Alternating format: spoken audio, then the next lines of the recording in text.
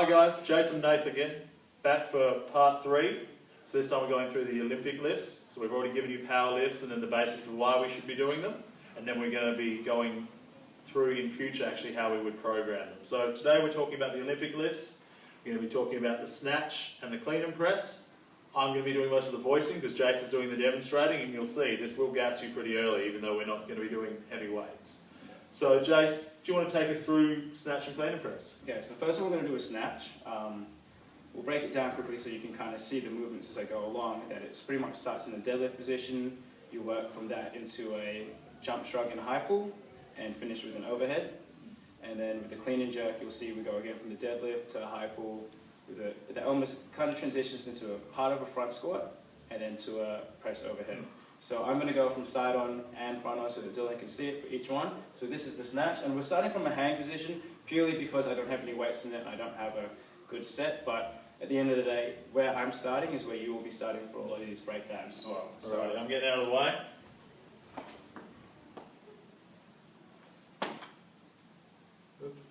And then from the front, get the snatch. You will notice Jason sets his back nice and straight before he moves each time. Now, clean and press, or clean and jerk, sorry.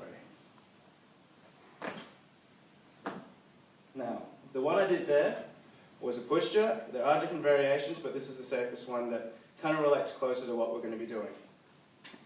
One more time.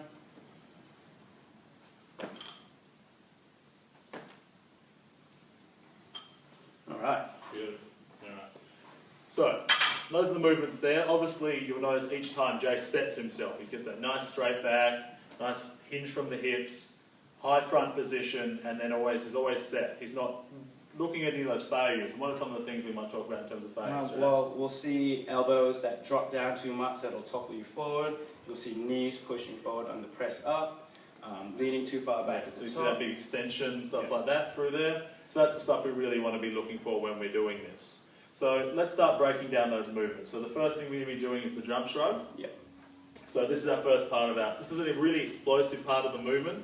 And this is obviously something you can train in isolation to increase your ability to do cleans and stuff like that. So Jason, you want to just quickly take us through it again. Watch the setup and watch the movement process here. Just one thing to notice is my hand grip is quite wide because the snatch grip is quite wide. And I'm almost locking out my elbows by squeezing my triceps.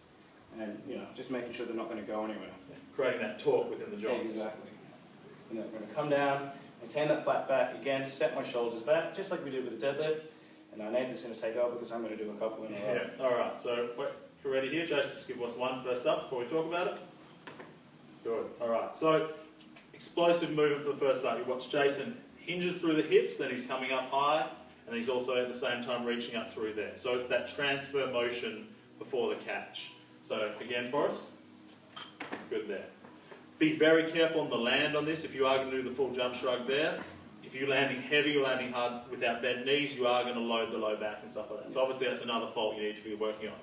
This is an explosive movement, so if you're really having to struggle, you're really trying to grind up through it, you're going too heavy and you're not getting what you're trying to train here. We're not trying to hit maximum jump shrug weight here, we're just trying to train part of a lift. And that lockout will prevent you from, bringing your arms up. You are actually just going to shrug up and let it drop down. Yeah.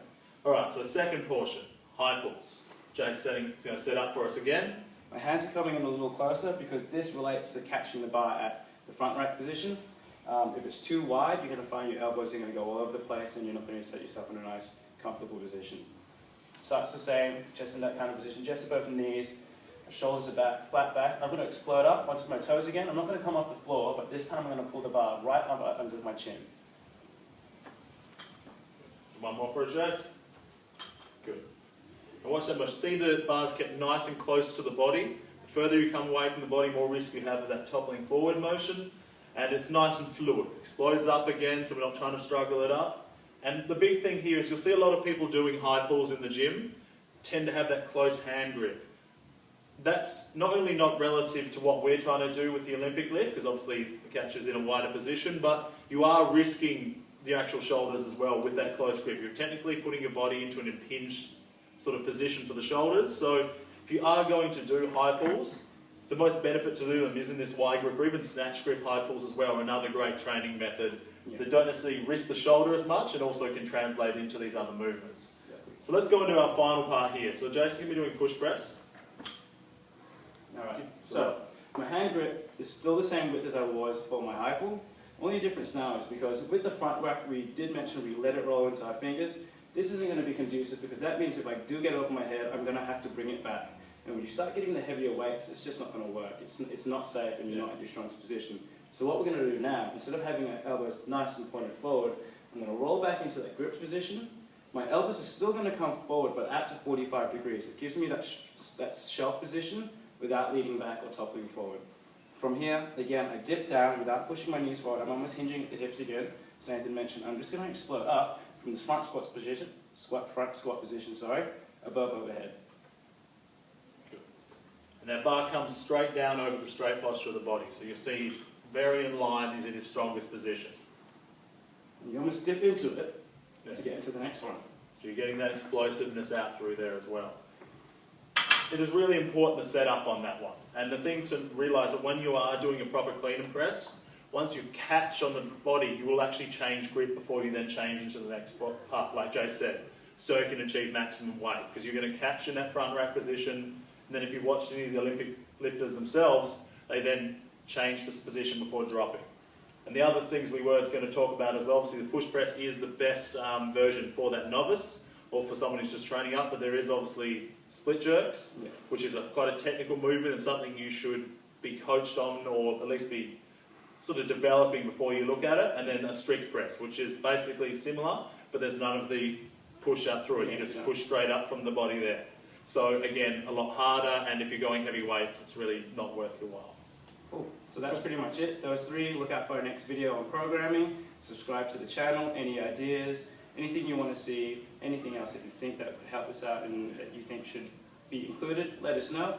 I'm Jason. This is Nathan. We're part of Life Piece. Thanks, guys.